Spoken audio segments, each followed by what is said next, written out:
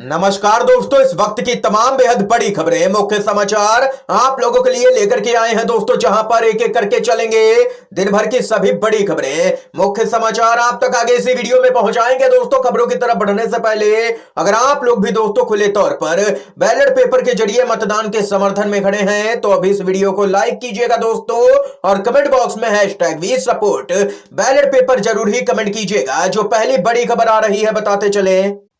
बेहद ही बड़ी खबर दोस्तों सामने निकल के आ रही है। सुप्रीम कोर्ट का सीजीआई अन्य चुनाव आयुक्त अधिनियम 2023 की संवैधानिकता को चुनौती देने वाली याचिकाओं पर केंद्र को नोटिस। जी हां दोस्तों, सुप्रीम कोर्ट ने मुख्य चुनाव आयुक्त और अन्य चुनाव आयुक्त अधिनियम 2023 की संवैधानिकता को चुनौती देने वाली याचिकाओं पर केंद्र की मोदी सरकार को नोटिस जारी किया है, जिसने भारत के मुख्य न्यायाधीश को चुनाव आयुक्तों के चयन पैनल से हटा दिया। चुनाव आयोग के फैसलों पर हाल के दिनों में लगातार कई तरह के सवाल उठ रहे हैं, और ऐसे में सरकार के इस कानून के बाद विपक्षी दलों ने सरकार के फैसले की आलोचना की थी। इसको लेकर के सुप्रीम कोर्ट में कई याचिकाएं दाखिल की गई और उस कानून को चुनौती दी गई और रद्द करने की मांग की गई। हालांकि न्यायमूर्ति संजीव खन्ना की अध्यक्षता वाली 2 न्यायाधीशों की पीठ ने कांग्रेस नेता जया ठाकुर और संजय मेश्राम की याचिका पर नोटिस जारी किया है, लेकिन याचिकाकर्ताओं की ओर से पेश वरिष्ठ अधिवक्ता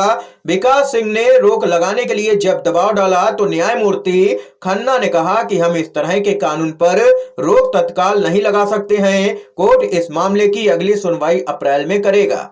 ये यहां पर देख सकते हैं कि सुप्रीम कोर्ट की तरफ से केंद्र सरकार को नोटिस जारी किया गया है, लेकिन काफी लंबी तारीख दी गई है सुप्रीम कोर्ट की तरफ से अब आगे की सुनवाई के लिए। इसके साथ ही राहुल गांधी का मोदी सरकार पर बड़ा हमला, कहा सत्ता के अहंकार में चूर शहंशाह जमीनी हकीकत से हो गया है बहुत दूर। भारत जोड़ो न्याय यात्रा शुरू करने से पहले कांग्रेस के नेता राहुल गांधी ने बीजेपी की अगुवाई वाली केंद्र सरकार और पीएम मोदी पर जमकर के हमला बोला है।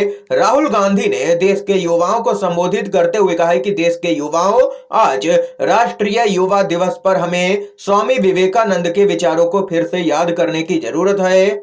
इसके साथ ही राहुल गांधी ने आगे कहा है कि हम लोग उनके साथ में हैं, यानी कि कांग्रेस पार्टी युवाओं के साथ है और उनको न्याय दिला करके ही हम लोग यहां पर दम लेंगे, ये कहना है राहुल गांधी का। इसके साथ ही बेहद ही बड़ी खबर आ रही है दोस्तों, आप लोगों को बताते चले। इंडिया गठबंधन की तरफ से अगर मायावती इंडिया अलायंस में शामिल होती है तो ओपी राजभर भी अलायंस में शामिल हो सकते हैं। इससे पहले भी उन्होंने मायावती को गठबंधन में लाने की बात कही थी। बताते चले आप लोगों को, यूपी की राजनीति में पूर्वांचल का बड़ा महत्व है और अब तक मंत्री नहीं बनने से ओपी राजभर काफी नाराज भी हैं बीजेपी के केंद्रीय नेतृत्व से, और माना जा रहा है कि अगर इंडिया गठबंधन में मायावती की एंट्री होती है तो यहां पर दोस्तों बेहद ही बड़े और चौंकाने वाले आंकड़े देखने को मिल सकते हैं यूपी के अंदर, जहां पर ओपी राजभर भी इंडिया गठबंधन में शामिल हो सकते हैं।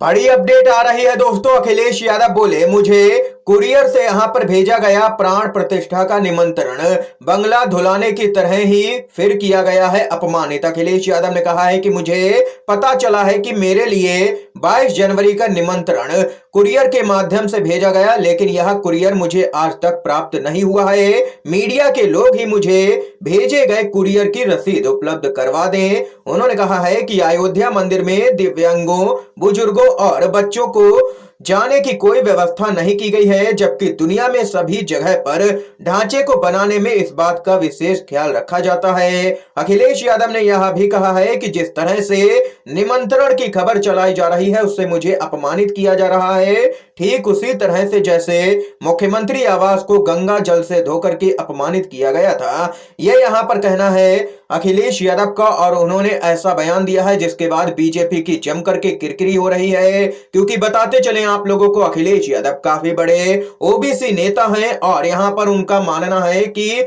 उनको सीधे तौर पर बीजेपी की तरफ से एक बार फिर से अपमानित किया जा रहा है, और इसमें यहां पर साथ उनका गोदी मीडिया दे रही है। इसके साथ ही दोस्तों जो अगली अपडेट आ रही है बताते चले, संजय राउत का बड़ा बयान उद्धव ठाकरे को लेकर के। महाराष्ट्र के दिग्गज नेता उद्धव ठाकरे को यहां पर राम मंदिर प्राण प्रतिष्ठा समारोह का निमंत्रण नहीं दिया गया है और इस बीच यहां पर उद्धव ठाकरे एक बड़ा कदम उठाएंगे। उद्धव ठाकरे मणिपुर के राम मंदिर जाएंगे और वहीं पर पूजा करेंगे। सीधे तौर पर उद्धव ठाकरे यहां पर केंद्र की मोदी सरकार को ही निशाने पर ले रहे हैं, क्योंकि पीएम मोदी हर जगह जा रहे हैं। आज महाराष्ट्र के दौरे पर थे, उससे पहले लक्षद्वीप भी घूम आए, लेकिन ना तो वे मणिपुर पर एक भी शब्द बोल रहे हैं और ना ही अभी तक मणिपुर गए हैं। ये यहां पर दोस्तों खबर है, वहां की हालात लगातार चिंताजनक बने हुए हैं और इस बीच उद्धव ठाकरे वहां पर जाएंगे। तो वहीं दोस्तों बड़ी खबर आ रही है आम आदमी पार्टी की तरफ से। आम आदमी पार्टी के 3 उम्मीदवार यहां पर पहुंचे हैं राज्यसभा में। स्क्रूटनी के बाद निर्विरोध यहां पर निर्वाचित करार दिए गए हैं। आम आदमी पार्टी के तीनों ही राज्यसभा उम्मीदवार संजय सिंह, स्वाति मालीवाल और नारायण दास गुप्ता आज जीत का सर्टिफिकेट लेने यहां पर रिटर्निंग ऑफिसर के यहां पर पहुंचे हैं तीनों ही आम आदमी पार्टी के नेता।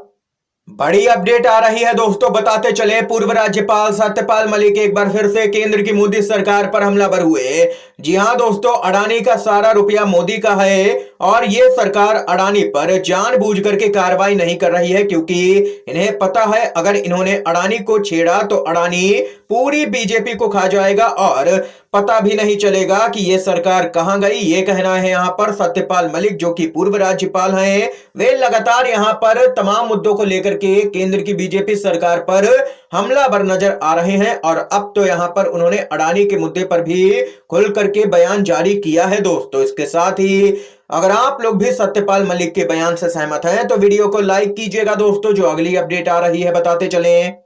लोकसभा चुनाव 2024 के मद्देनजर महाराष्ट्र में विपक्षी महाविकास आघाड़ी के घटक दलों यानी कि कांग्रेस उद्धव ठाकरे गुट की शिवसेना और एनसीपी शरद पवार गुट के बीच में सीटों का बंटवारा आखिरी दौर में है। बताते चले, सूत्रों के मुताबिक राज्य की 48 लोकसभा सीटों के बंटवारे के लिए तीनों ही दलों के बीच में 20-18-10 सीट का फार्मूला यहां पर तय किया गया है। इसमें बताते चले कि 20 सीट कांग्रेस को, जबकि 18 सीटें शिवसेना उद्धव ठाकरे के खेमे को और 10 सीटें एनसीपी को दिए जाने की यहां पर चर्चा हो रही है दोस्तों। ये यहां पर बड़ी खबर सामने निकल के आई है। सीट शेयरिंग पर लगातार यहां पर कई राज्यों से खबरें सामने निकल के आ रही हैं। इंडिया गठबंधन की बड़ी तैयारी जारी है दोस्तों।